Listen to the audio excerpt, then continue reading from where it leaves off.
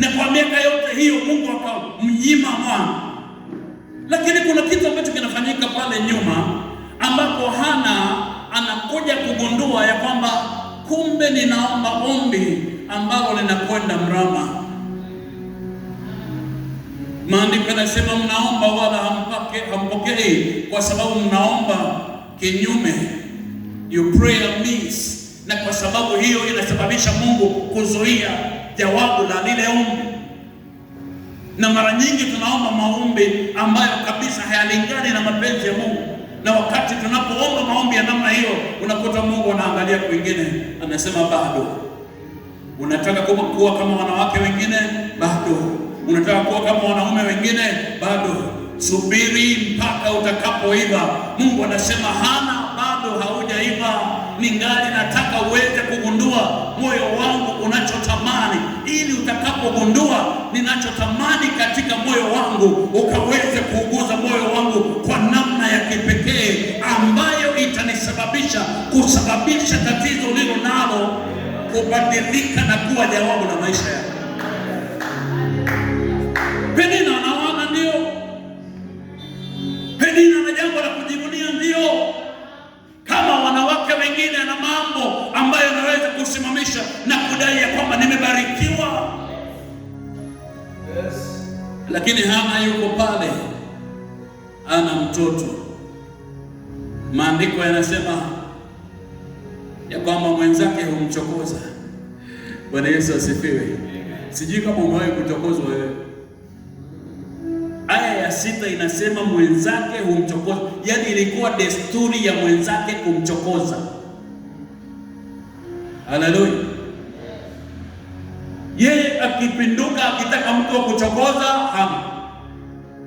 Akigeuka huko akitaka mtu wa kuchokoza, hana.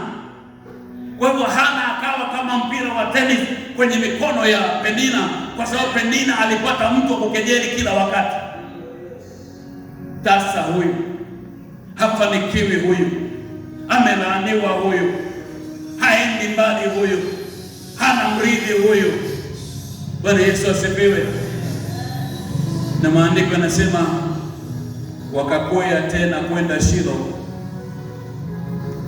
Na walipokwea kwenda Shilo, mumewe akamwambia, keti ule, mbona hauli? Kwa nini moyo wako una huzuni? Je, mimi si kwako bora kuliko wana 10? Lakini unajua mama anapomtaka mtoto, baba, acha nikwambie kwamba hata umpe mahaba ya namna gani, kama hajapata kile anachokitaka hawezi kuridhia katika moyo wake. Haleluya. Na kwa hivyo akawa na uchungu katika moyo wake, na akaamka akaenda hekaluni na akaanza kuomba mbele za Bwana. Ila wakati huu maneno hayakusikika aliyokuwa akiyasema mbele za Mungu, lakini alikuwa akizungumza kwa ndani, kwa sababu alikusudia kwamba tangu sasa sitaki mtu yeyote asikie maombi yangu asije akapata sababu ya kejeli zaidi. Leo nitazungumza na Mungu aliye hai.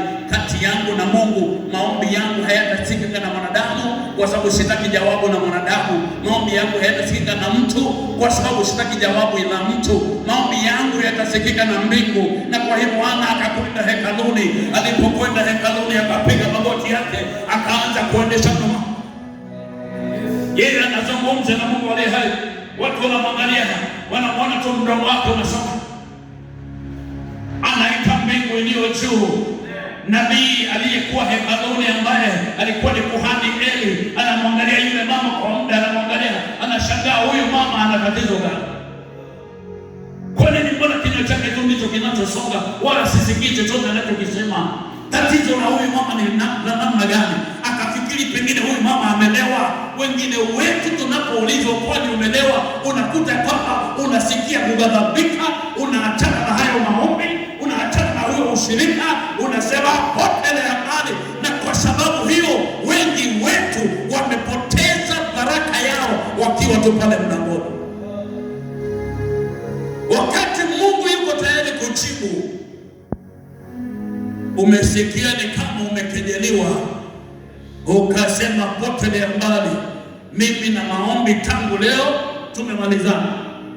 Mimi na mikesha tangu leo tumemalizana, hata hizo ibada tumemalizana, kwa sababu unasikia kama umekejeliwa, unasikia ni kama umetengwa na watu. Kuhani amekutenga, hakusikii. Lakini acha nikwambie, Hana hakukata tamaa, akaendelea kuzungumza na Mungu aliye hai, japokuwa anaulizwa maswali mazito. Akasema, hapana, mjakazi wako sio mlevi, usinihesabu kama wanawake wale duni. Nimefungua moyo wangu mbele za Mungu aliye hai,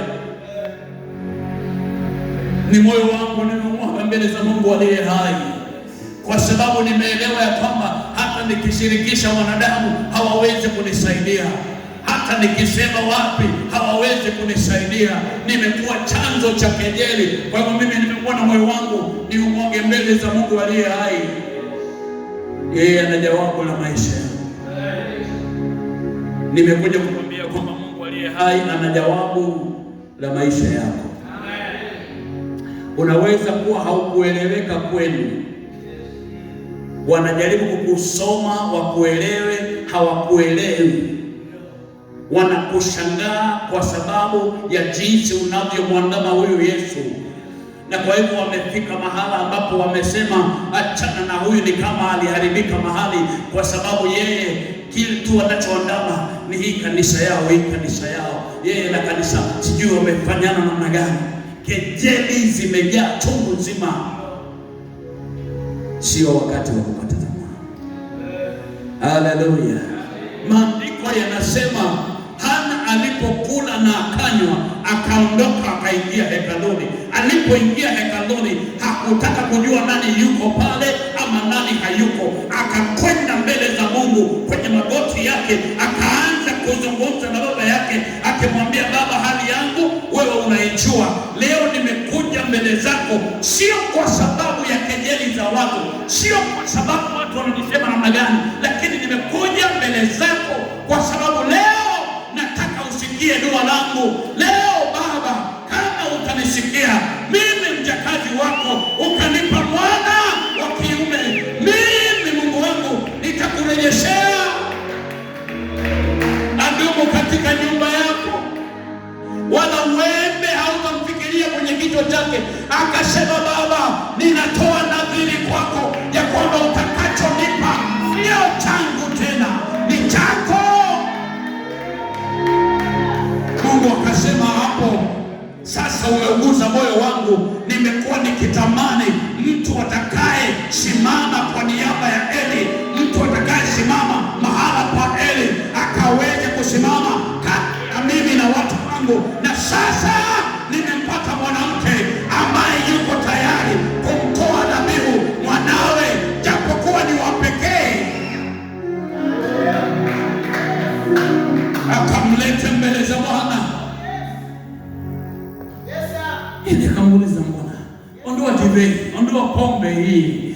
Akasema, mjakazi wako sio mlevi, ila nimemwaga moyo wangu kwa Mungu wangu. Na papo hapo Mungu alikuwa ameachilia neema fulani, akamwambia ya kwamba wakati kama huu, msimu ujao, utamkumbatia Bwana. Haleluya. Wakati mwingine afadhali kusubiri upewe na Mungu kuliko kupewa na watu. Watu wanaweza kukupea vitu wakuimbie, lakini Mungu akikupea kitu, nakwambia atakuzidishia maradufu.